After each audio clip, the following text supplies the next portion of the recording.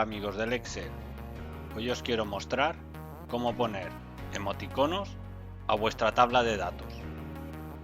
Aquí tenemos una tabla con los nombres y en otra columna tenemos su sexo, M de masculino, F de femenino, y le vamos a añadir un emoticono.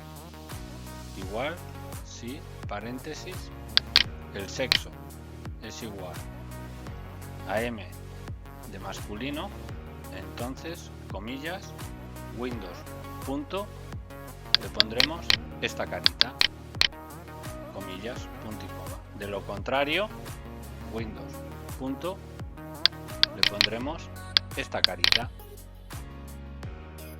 comillas, paréntesis, y aceptar. Ya tenemos todos los nombres con un emoticono. Bueno, espero se hayan resuelto tus dudas.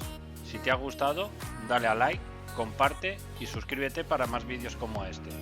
Déjame en los comentarios qué te ha parecido el contenido, cómo puedo mejorarlo o si quieres que haga algún tutorial específico. Me ayudarás mucho. También puedes seguirme en las redes sociales. Hasta pronto.